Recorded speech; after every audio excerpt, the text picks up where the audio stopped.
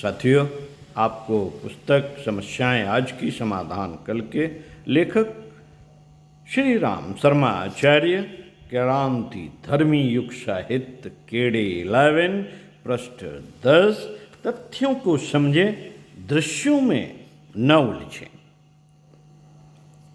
भगवान ने अपने बाद चेतना का दूसरा स्तर मनुष्य का ही बनाया है। मनुष्य के ज्ञानेंद्रियां और कर्मेंद्रियां इतनी समर्थ हैं कि उसे सृष्टि का सर्वसमर्थ प्राणी कहा जाना उचित ही है।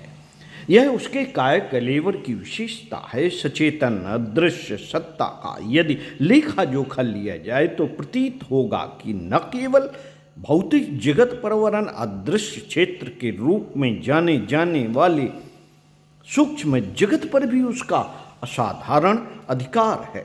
दृश्य और अदृश्य दोनों ही लोकों पर उसका अधिकार होने से मानवीय सत्ता को सुर दुर्लभ भी कहा जाता है। किसी ने सच ही कहा है कि मनुष्य भटका हुआ देवता है। उसके अंतराल में दैवी शक्तियों का तत्वतः समग्र निवास है, पर दृश्य जगत के जाल जंजाल में स्वयं को भूल जाने के कारण ठोकरें खाता और जहां तहां भटकता है। गड़बड़ी वहां से प्रारंभ होती है जहां वह अपने वास्तविक स्वरूप को भूलकर अपने को कलेवर मात्र समझता है, वाहन को अधिपत मान बैठता है और गोबर भरी मशक में अपने को समाया भर मानता है। दर्पण में अपनी छवि तो होती है, व्यक्तित्व नहीं। शरीर कुछ तो है पर सब कुछ नहीं। उसकी इच्छा आवश्यकता को भी पूरा किया जाना चाहिए, पर मात्र उसी के लिए सब कुछ निछावर कर देना भूल है। अच्छा होता सवार और घोड़े का संबंध भी समझ लिया होता। भेड़ों के झुंड में पले सिंह ने अपने को भेड़ मान लिया था। यह कथा सुनी तो बहुतों ने है, पर यह अनुभव कोई विरले ही करते हैं कि उपहासास्पद कथा उक्ति सीधी अपने ही ऊपर लागू होती है।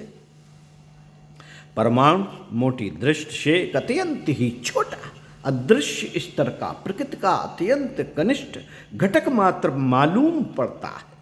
इतने पर भी वस्तु स्थित यह है कि उसमें एक समूचे ग्रह पिंड जितनी शक्ति भरी पड़ी है। असंख्य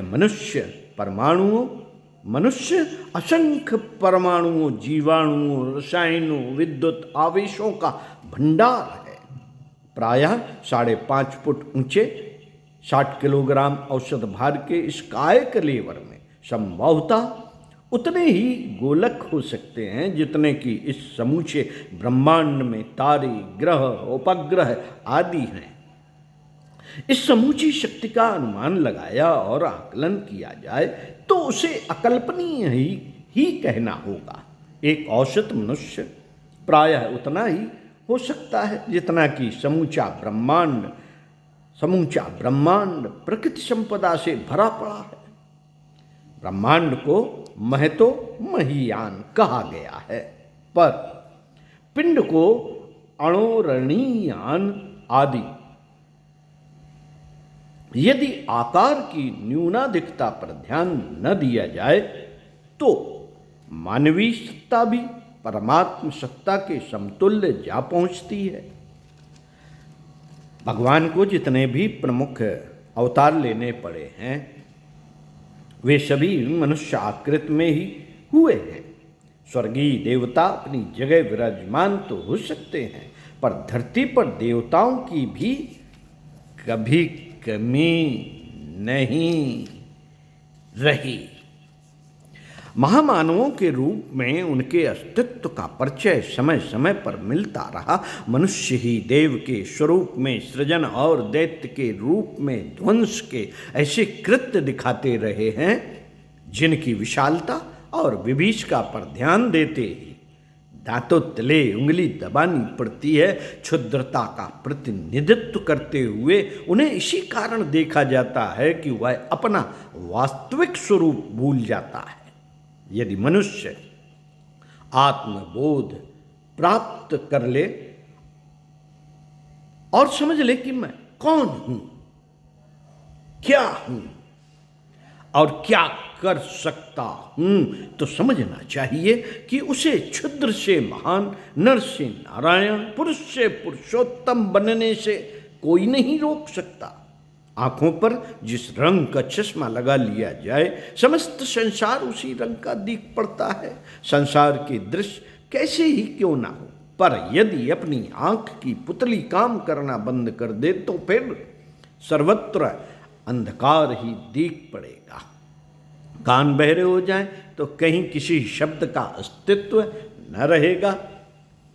अपने दृष्टिकोण के अनुसार सारा वातावरण दिख पड़ता है। हर व्यक्ति का अपना संसार अलग से रचा हुआ है और वह उसी में विचरण करता है। स्वर्ग और नरक दोनों ही मात्र अनुभूतियां हैं जिनको हर व्यक्ति इच्छानुसार अपने लिए विनिर्मित करता है व बदलता रहता है।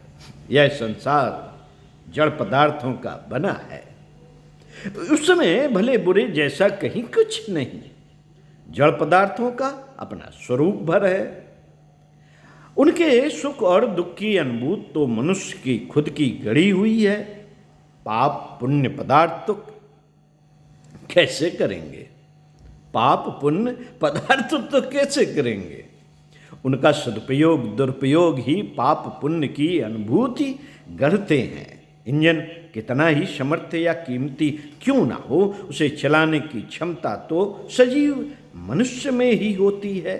रेलगाड़ी अपने बूते बलबूते किसी निर्दिष्ट लक्ष्य तक नहीं पहुंच सकती।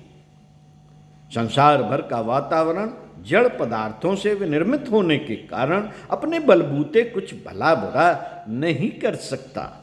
सचेतन सत्ता का प्रत्यक्ष प्रतिनिधित्व करने वाला मनुष्य ही हर परिस्थिति के लिए पूरी तरह उत्तरदायी है। तथ्यों को समझते हुए मित्रों, तथ्यों को समझते हुए हमें जैसा भी कुछ भला बुरा भविष्य विनिर्मित करना हो, उसी के अनुरूप जनमानस विनिर्मित करना चाहिए। सतयुग और कलयुग में लोगों के शरीर निर्वाह क्रम में कोई बड़ा अंतर नहीं होता, फिर भी जो जमीन आसमान जैसा अंतर दिख पड़ता है उसका सृजनकर्ता वस्तुतः मनुष्य ही है। वह न केवल अपने भाग्य का निर्माता आप है, वरन उसकी सामूहिक चिंतन क्रियाकलाप प्रवाह वैसा ही कुछ बनाकर खड़ा कर देता है जैसा कि वह सोचा उसने और जैसा उसने चाहा गया था। हमें मुरझाए पत्ते सींचने की योजना नहीं बनानी चाहिए, वरन जड़ तक खाद पानी पहुंचाने का प्रयत्न करना चाहिए। पूछा जाता है कि उज्जवल भविष्य की संरचना के लिए क्या करना होगा। यदि प्रश्न का सही उत्तर अपेक्षित हो तो वह एक ही हो सकता है, दृष्टिकोण का परिवर्तन। दृष्टिकोण का परिवर्तन यूं मन समझाने के लिए ऐसा भी कुछ सोचा जा सकता है कि प्रयत्न क्या करने होंगे। पदार्थों के सरंजाम जुटाने में किस प्रकार के प्रयास परिवर्तन करने होंगे। प्रश्न उत्तर इन प्रश्नों के भी हो सकते हैं और कार्यक्रम तदनुरूप भी बन सकता है। योजनाएं बनाने वाले इन्हीं गोरख धंधों को उलझाने सुलझाने में लगे भी रहते हैं, किंतु यह शतरंज की गोटियों को इधर उधर हटाते उठाते रहने का मनोरंजन भर है। वस्तुतः उस सारे खेल में बाजी हारना जीतना खिलाड़ियों की मानसिकता पर निर्भर रहता है। गोटियां व्यर्थ ही बदनाम होती हैं या सम्मान पाती रहती हैं। मित्रों, मोटी बुद्धि दृश्यों पदार्थों घटनाओं को ही सब कुछ मानती है। चिंतन दृष्टिकोण उत्साह साहस जैसी अदृश्य प्रवृत्तियों के संदर्भ में हर किसी के लिए यह अनुमान लगाना कठिन होता है कि पर्दे के पीछे काम करने वाले मदारी की उंगलियां ही समूचे प्रहसन की निमित्त हैं। तमाशों का सूत्राधार तो मानसिकता का बाजीगर ही होता है। समस्याओं का वास्तविक हल उसी के हाथ में है। बंदी कठपुतलियों के साथ माथापच्ची करना कुछ अर्थ नहीं रखता, फिर भी बच्चों को चाबी के खिलौनों की हलचलें ही प्रभावित करती हैं।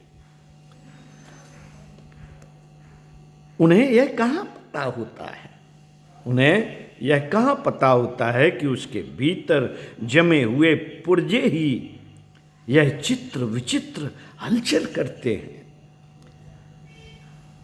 पंडित श्री राम शर्मा आचार्य, समस्याएं आज की, समाधान कल की। अगले वीडियो में पुनः मिलते हैं। पृष्ठ 14 से आपको पढ़कर सुनाएंगे। आइए सुनते हैं।